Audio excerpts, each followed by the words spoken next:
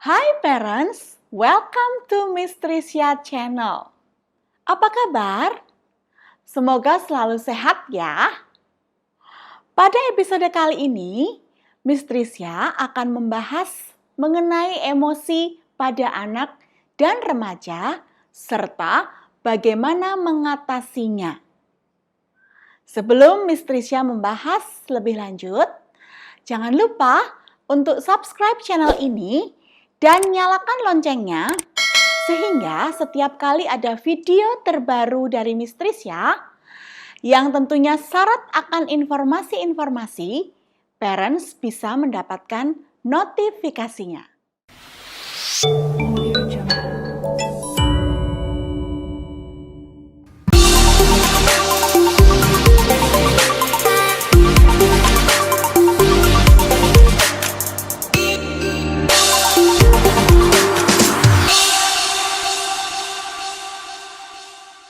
Hai parent and kids, apa kabar? Pada episode kali ini, kita akan sedikit membahas mengenai multiple intelligence, perkembangan bahasanya, kecerdasan logis matematis, kecerdasan visual spasial. Apa itu kecerdasan musikal?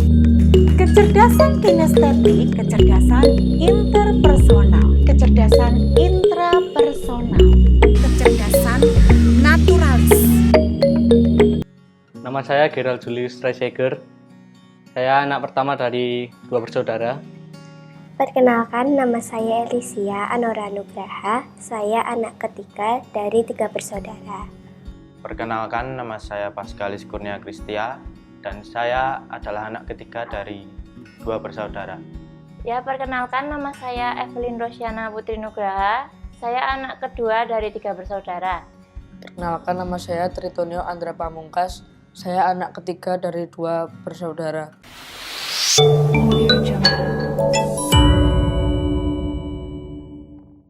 Parents, mendidik anak merupakan tanggung jawab dan tugas yang mulia.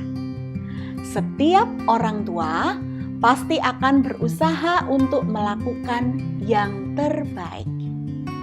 Namun, seringkali dalam melakukan tugas ini, orang tua menemukan masalah-masalah atau kendala. Dalam hal ini, Miss Trisha akan membahas salah satu tugas dan tanggung jawab orang tua untuk memberikan pendidikan kepada anak. Mendidik dari rentang usia bayi, anak hingga remaja, di mana seorang anak merupakan individu yang unik dan pasti memiliki tantangan tersendiri.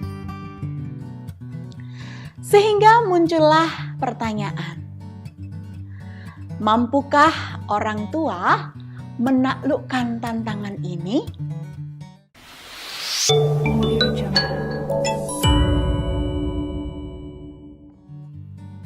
Sebelum kita menggali apa saja tantangan yang dihadapi oleh orang tua, mari kita pahami dulu beberapa hal ini. Yang pertama adalah pengertian anak dan remaja.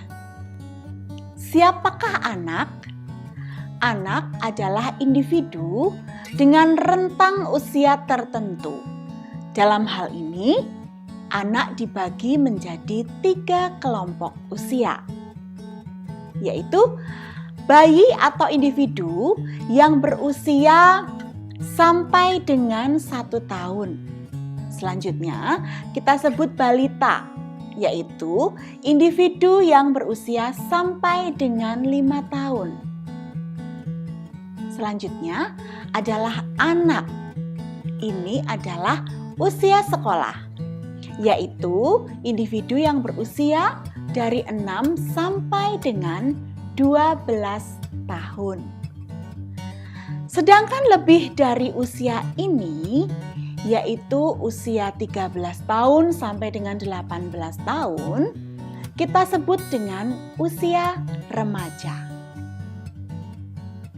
Nah, parents, Mari kita membahas karakteristik anak dan remaja yang tentunya ini berbeda.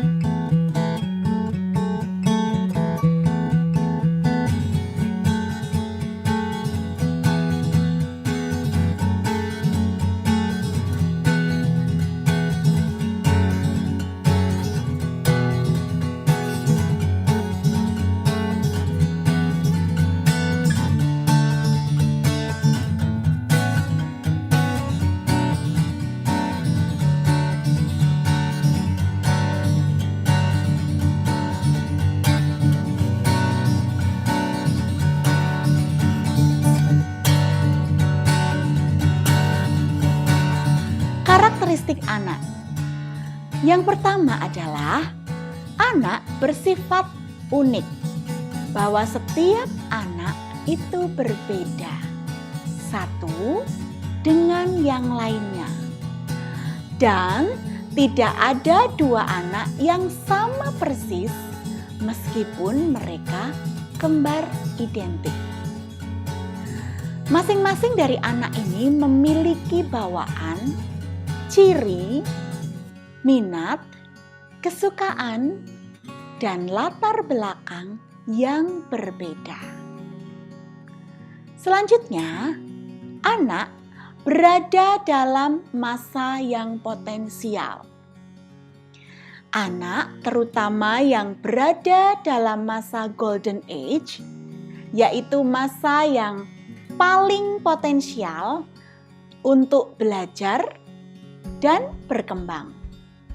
Jika masa ini terlewati dengan tidak baik, maka dapat berpengaruh pada perkembangannya di masa yang akan datang. Yang ketiga, anak bersifat relatif dan spontan. Pada masa ini, anak akan bersikap apa adanya. Dia tidak pandai berpura-pura. Yang keempat, anak biasanya cenderung ceroboh dan kurang perhitungan. Perhitungan mereka belum bisa atau belum terlalu mampu untuk mempertimbangkan suatu bahaya, bahwa ini bahaya atau tidak, bahwa tindakan ini akan berbahaya bagi dia atau orang lain atau tidak. Selanjutnya, bersifat aktif dan energik. Mereka selalu bergerak, tidak pernah bisa diam. Mungkin kecuali sedang tidur ya. Mereka seringkali dikatakan bahwa anak usia dini ini tidak ada matinya, terus bergerak. Selanjutnya, anak bersifat egosentris.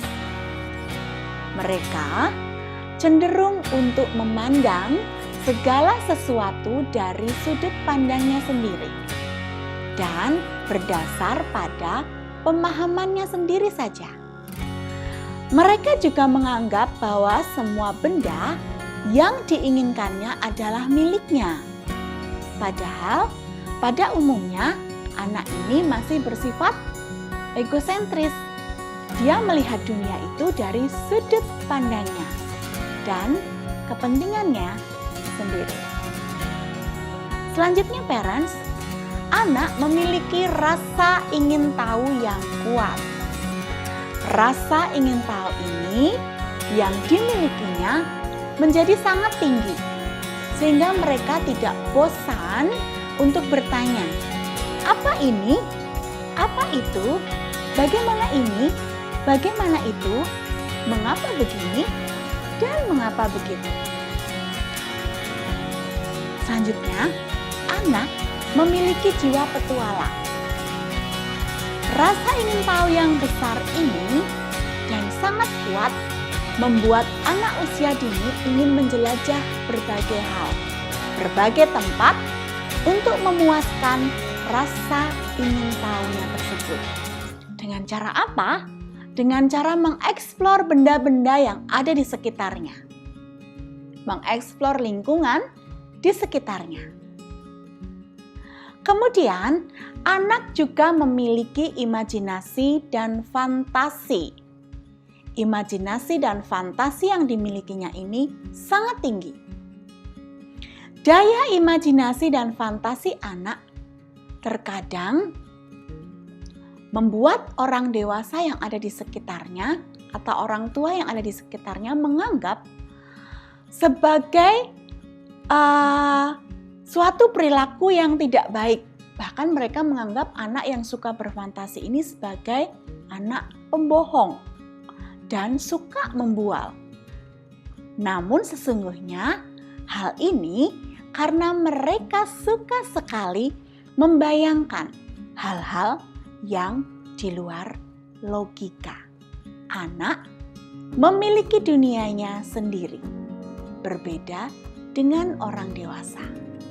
Mereka tertarik dengan hal-hal yang bersifat imajinatif, sehingga mereka kaya dengan fantasi.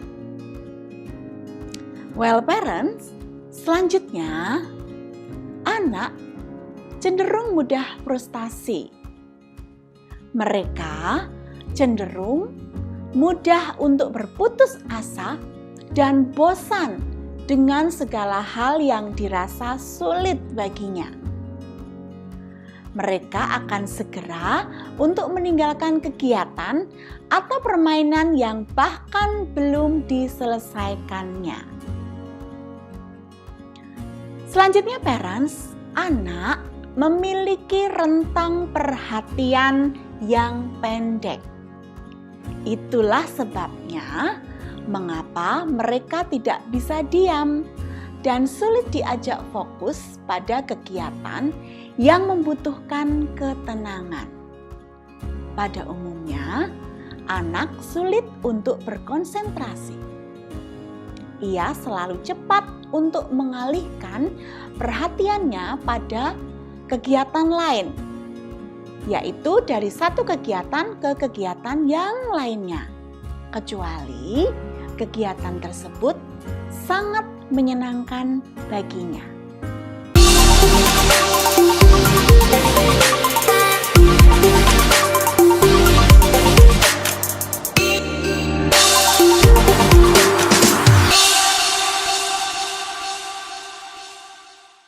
Say something!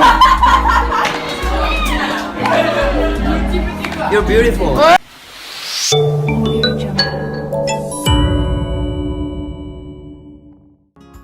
Oke, parents, setelah membahas mengenai anak dan karakteristik anak, mari kita membahas mengenai karakteristik remaja.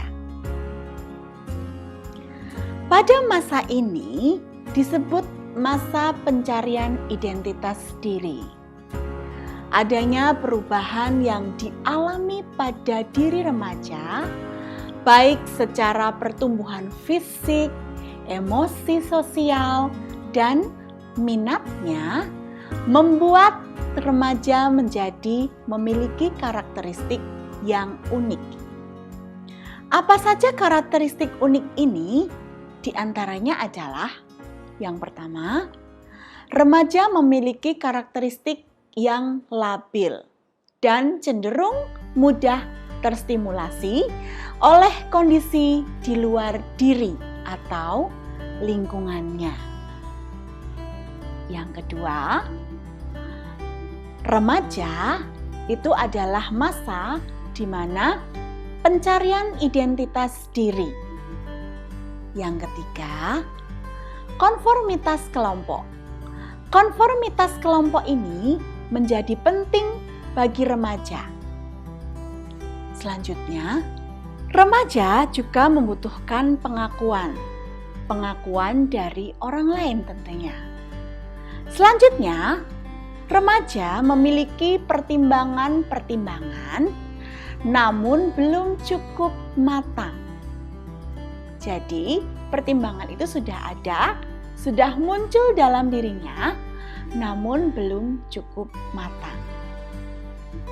Remaja juga memiliki energi yang cukup besar dan ekspresif.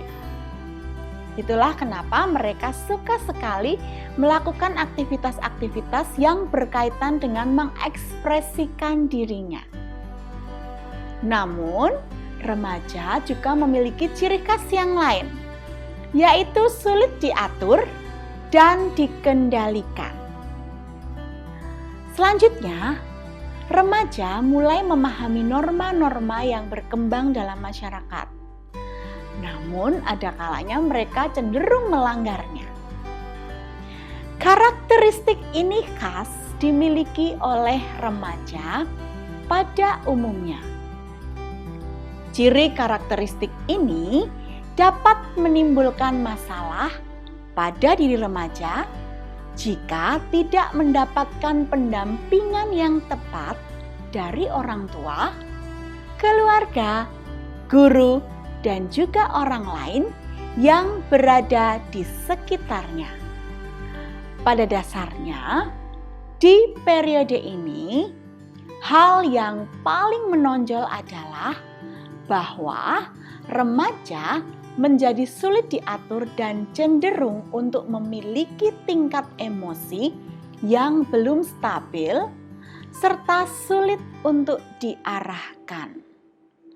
Hal ini tentu saja akan menyulitkan bagi parents, terutama dialami oleh parents yang bekerja. Karena parents yang bekerja seringkali kurang mampu memberikan pendampingan yang optimal yang dibutuhkan oleh remaja. Nah, parents, mari kenali emosi secara umum yang terjadi.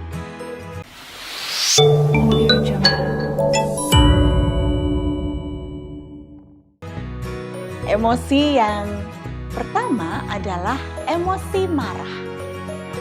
Emosi ini lebih mudah timbul dibandingkan dengan emosi yang lainnya. Penyebab timbulnya emosi ini adalah jika remaja merasa direndahkan mungkin, atau dipermalukan, atau bahkan dihina, atau dipojokkan di hadapan kawan-kawannya. Karena seperti dalam karakteristik remaja yang telah dibahas sebelumnya, yaitu bahwa konformitas atau penerimaan dalam kelompok tertentu penting bagi remaja. Terkadang perwujudan emosi ini muncul menjadi sikap-sikap yang agresif, seperti misalnya terjadinya perkelahian atau hal-hal negatif yang lainnya. Namun, ada pula remaja dengan pengendalian emosi yang cukup baik mampu mengatasi hal ini. Apa emosi selanjutnya? Emosi takut. Emosi takut yang dimaksudkan di sini adalah bisa jadi adalah ketakutan terhadap masalah atas sikap orang tua yang dinilainya tidak adil ataupun terkesan menolak. Ketakutan selanjutnya adalah ketakutan untuk tidak mendapatkan penilaian atau status yang baik dalam keluarga atau kelompok sebayanya. Nah, ketakutan berikutnya adalah ketakutan pada masa depan, pilihan pendidikan, dan cita-citanya. Ketakutan remaja berikutnya adalah ketakutan terhadap masalah-masalah yang berkaitan dengan seksualitas. Ketakutan akan eksistensi dan keberadaan dirinya. Kemudian emosi berikutnya, emosi cinta. Emosi cinta ini mulai berkembang mengarah pada lawan jenis. Lalu, apa saja faktor-faktor yang mempengaruhi emosi pada remaja? Yang pertama, sikap orang tua, sikap guru, maupun orang-orang dewasa lain yang memperlakukan mereka seperti anak kecil, dan kemudian akan timbul perasaan seperti diremehkan atau bahkan yang terburuk dilecehkan. Yang kedua, apabila remaja merasa dirintangi atau dilarang untuk membina hubungan dengan lawan jenisnya. Parent yang ketiga adalah terlalu banyak dilarang daripada mendapatkan dukungan. Ini adalah masalah bagi remaja. Yang keempat, merasa diperlakukan dengan tidak adil oleh orang tua.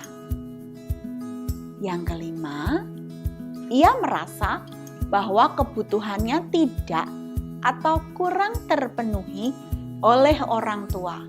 Padahal anak merasa orang tuanya cukup mampu. Selanjutnya, dididik dengan pola asuh yang otoriter. Sehingga setiap saat anak dituntut untuk patuh. Jika tidak, ia akan mendapat banyak celaan, bahkan mendapat hukuman. Hal-hal ini tentu saja akan berakibat pada munculnya gangguan-gangguan. Gangguan apa? Tentunya gangguan-gangguan emosional pada diri remaja. Apa saja itu? Di antaranya adalah depresi atau sedih yang sangat mendalam. Biasanya akibat kesedihan yang tidak mendapat tanggapan dari orang lain atau tanggapan yang diterimanya justru meningkatkan kesedihan yang ada. Atau remaja mengalami depresi akibat kehilangan orang yang dikasihinya. Atau bisa juga akibat kegagalan bertubi-tubi yang dialaminya.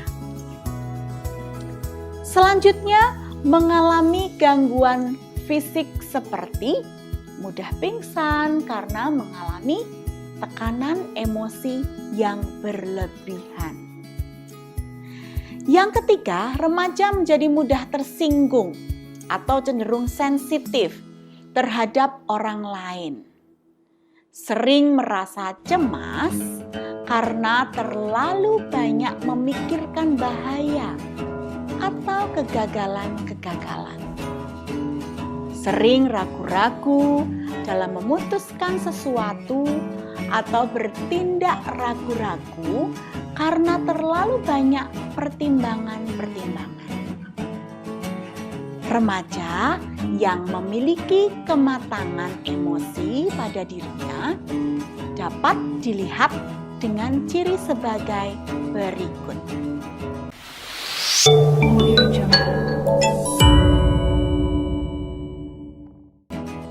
Yang pertama, remaja cenderung mandiri dalam artian emosional, yaitu mampu bertanggung jawab atas dirinya sendiri dan orang lain.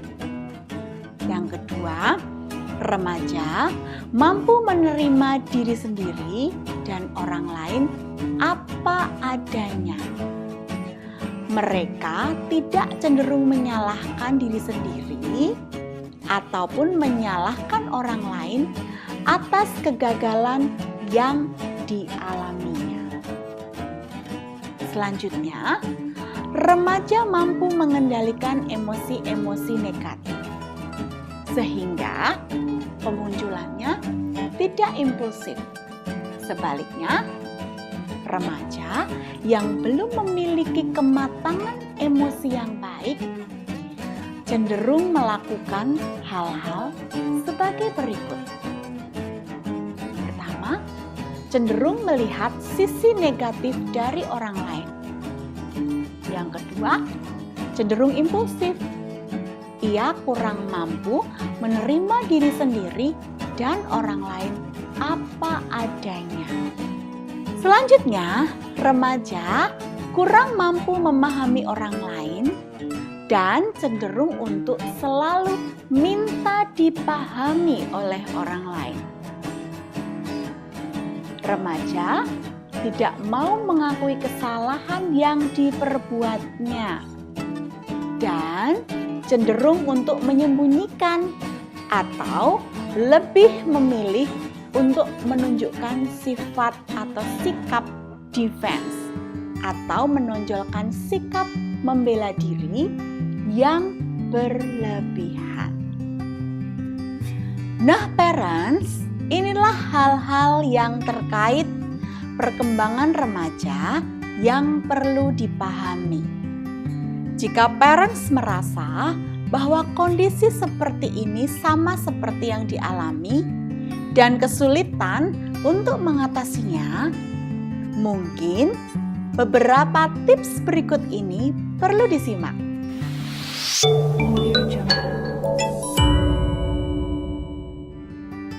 Bagaimana mengendalikan emosi ketika marah pada anak? Biasanya, kondisi orang tua yang sedang banyak pikiran atau bahkan stres karena urusan pekerjaan atau banyak hal yang lainnya juga bisa menjadi salah satu hal yang membuat tidak bisa untuk menahan emosi pada anak atau buah hatinya. Padahal wajar saja kalau anak berbuat nakal atau melakukan kesalahan.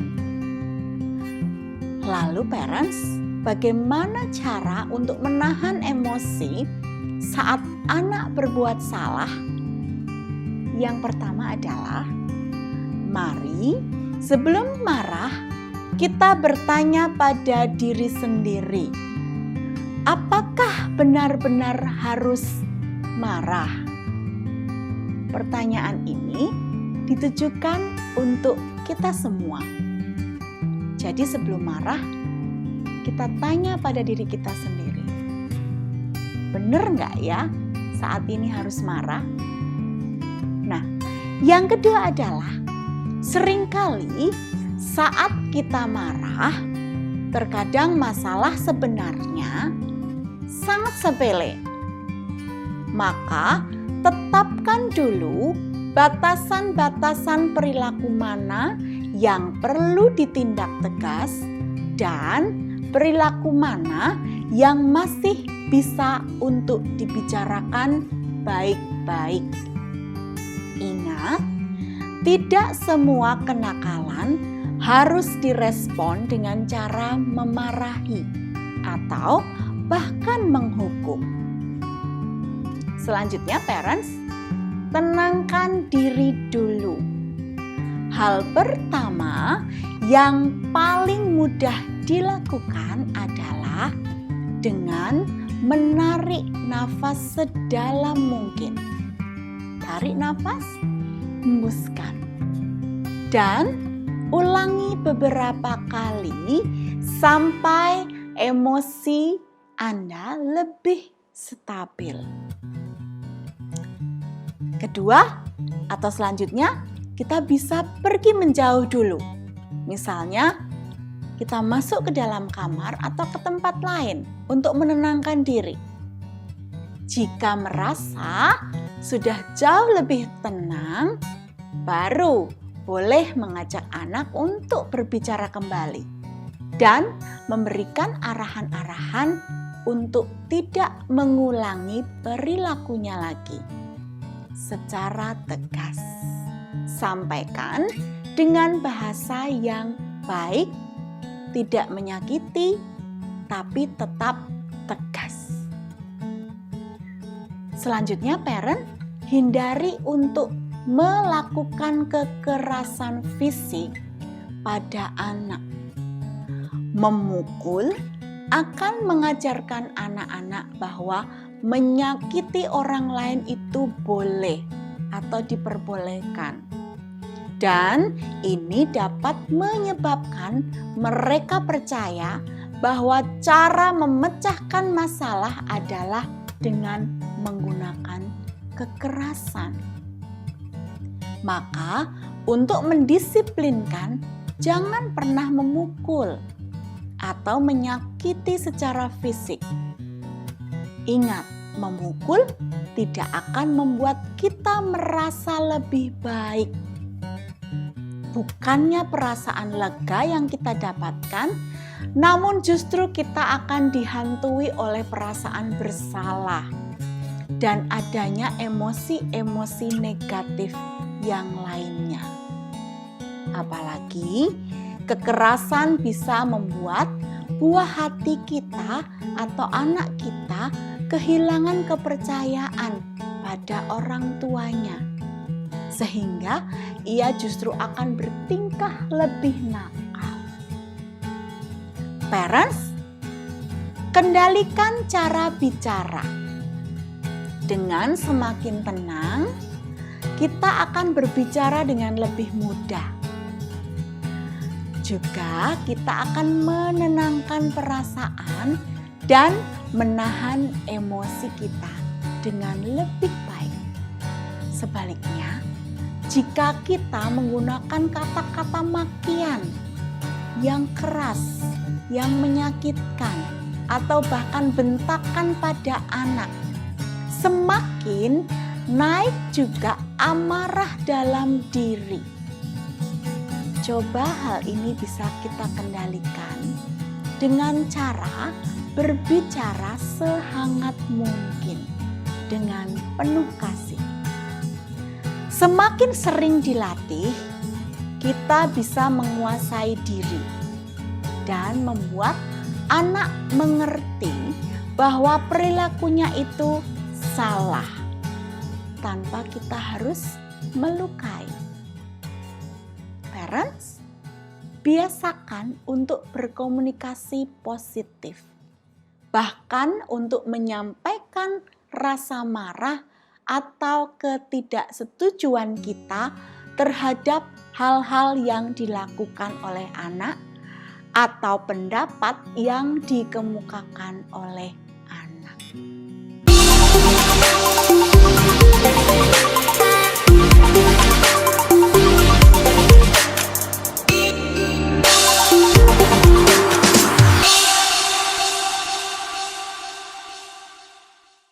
Nama saya Gerald Julius Streseger. Saya anak pertama dari 2 bersaudara. Perkenalkan, nama saya Elisia Anora Nugraha. Saya anak ketiga dari 3 bersaudara. Perkenalkan, nama saya Paskalis Kurnia Kristia dan saya adalah anak ketiga dari 2 bersaudara.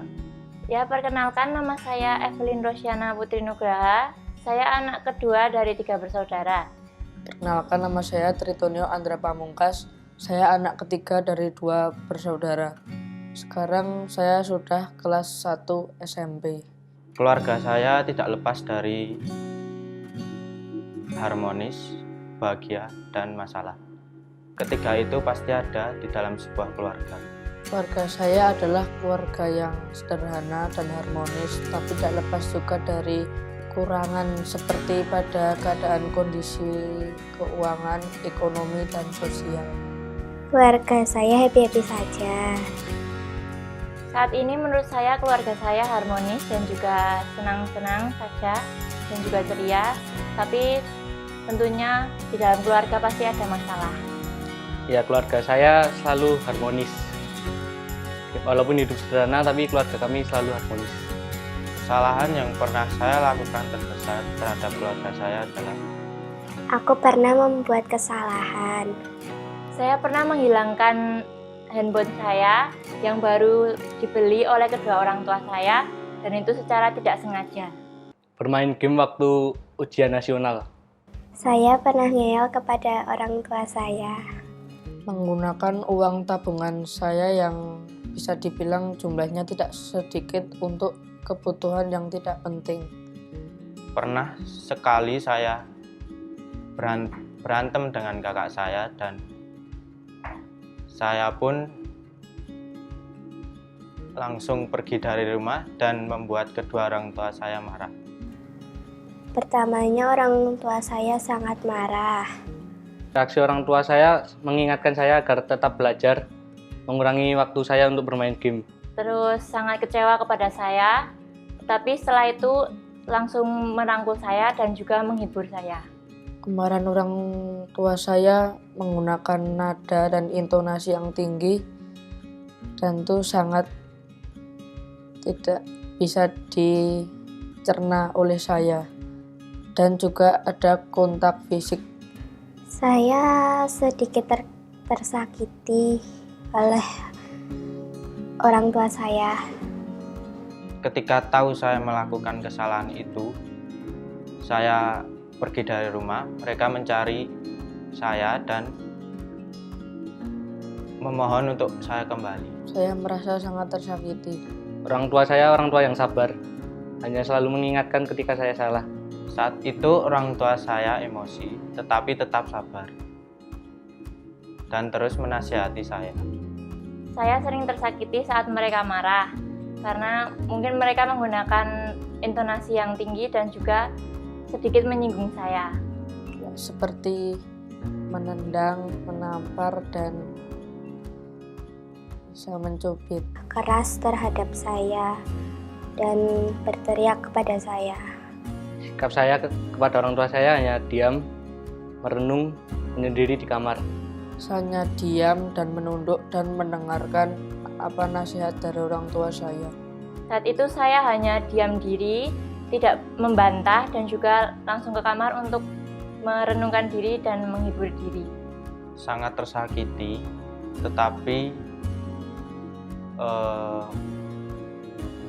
ya hanya bisa diam dan merenung ketika orang tua saya menasihati saya, meskipun dengan cara begitu. Dan menceritakan saat dulu orang tua saya masih kecil. Dengan itu saya menjadi termotivasi. Menurut saya, saat orang tua saya mengingatkan saya, merangkul saya dan juga memberitahukan apa saja kesalahan saya, itu yang menurut saya sudah tepat.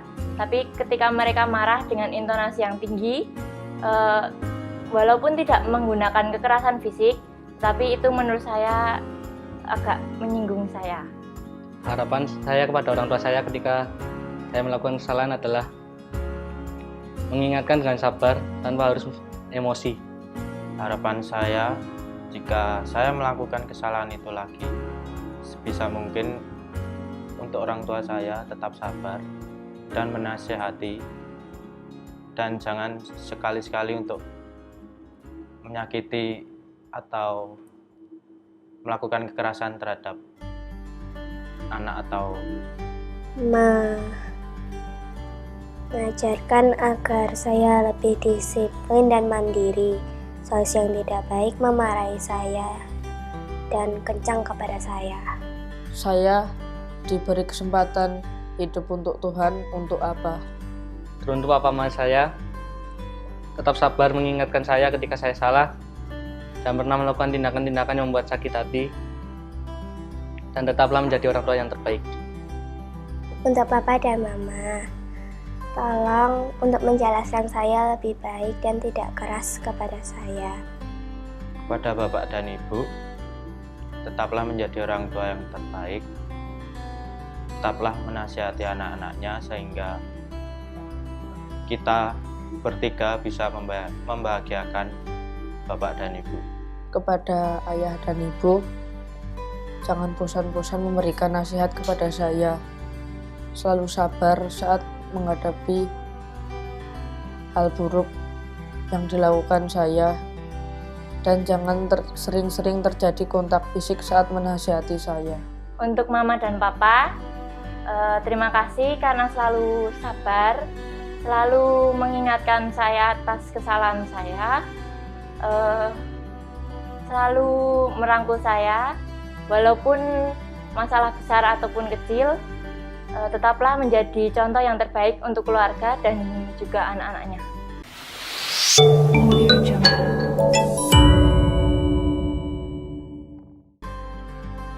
Jadi parents, yuk sekali lagi kita terapkan ini. Marah dengan kasih sayang. Untuk itu sikap bijaksana harus diambil. Supaya apa? Supaya menghindarkan buah hati atau anak kita dari korban emosi orang tua. Sekali lagi, marahlah dengan kasih sayang, yaitu dengan mengambil hati anak, bernegosiasi, berbicara dengan kalimat-kalimat yang positif, tidak menghakimi, dan tidak dengan cara menekan dan emosi secara berlebihan. Apalagi yang ini harus dihindarkan, yaitu melakukan kekerasan fisik. Nah, parents, berikut ini adalah 5 cara marah dengan kasih sayang yang disarankan. Seperti apa? Yang pertama, betapa menyedihkan jika anak yang seharusnya mendapatkan kasih sayang, tapi justru mendapatkan tindakan kekerasan dari orang tua, baik sengaja maupun tidak disengaja. 2. Pahami lebih dalam lagi bahwa anak memang selalu melakukan tindakan selayaknya seorang anak, yaitu merepotkan orang tuanya. Jika orang tua emosi dan melampiaskan dengan kemarahan yang berlebihan, buah hati yang menanggung akibatnya. Mereka akan menjadi penakut atau mungkin juga hilang rasa kepercayaan dirinya. Sebaliknya, anak juga bisa menjadi seseorang yang sulit dikendalikan atau bahkan tidak terkendali dan berujung pada perilaku agresif. Parents, hindari pukulan fisik. Tindakan marah orang tua dalam rangka memberikan efek jera pada kesalahan yang diperbuat anak harus dalam kondisi bahwa kesalahan yang dilakukan oleh anak ini memang patut untuk dimarahi. Namun tetap ya, rambu-rambu harus dipegang. Hindari pukulan fisik dan kata-kata yang menyudutkan atau negatif. Selanjutnya adalah konsistensi orang tua. Mencampur adukkan masalah atau kesalahan yang kecil dan kesalahan yang besar yang dilakukan oleh anak tidak boleh dilakukan. Ketika anak melakukan kesalahan kecil, orang tua malah marah-marah.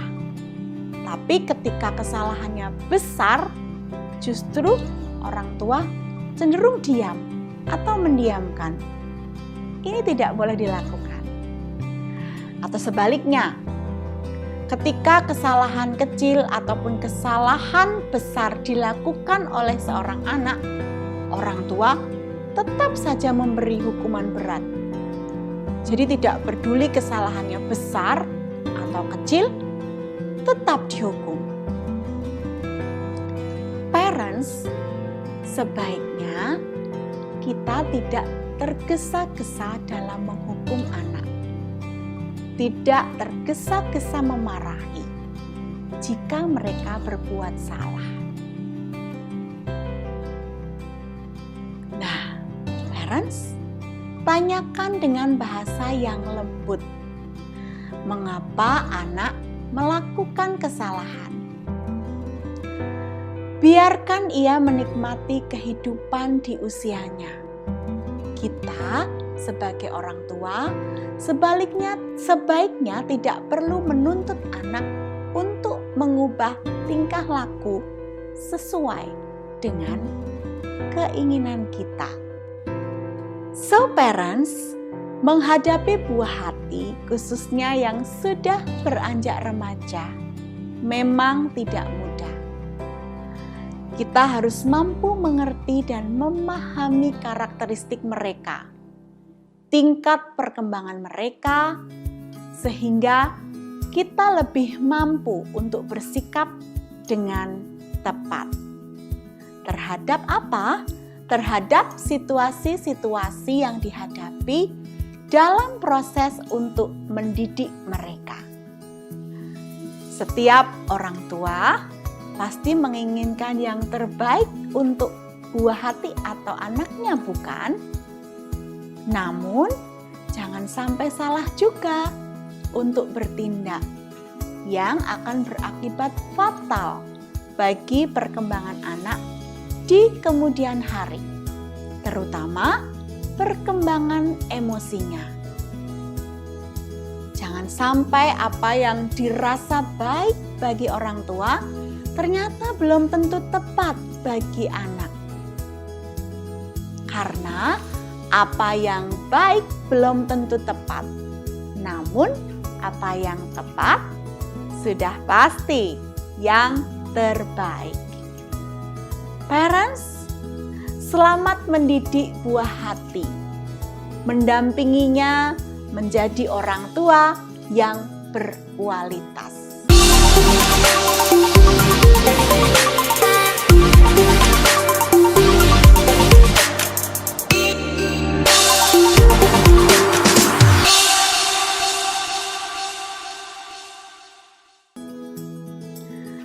Well, parents, jika parents merasa bahwa tayangan ini bermanfaat, bantu saya ya untuk like dan share, sehingga lebih banyak lagi parents lain yang berkembang bersama dengan channel ini. Atau jika parents ingin memberikan masukan atau saran yang membangun bagi channel ini atau tayangan ini, bisa langsung tulis komentar di kolom komentar di bawah ini. Thank you parents. Don't forget to stay happy and healthy. Until we meet again, Miss Trisha, sign out.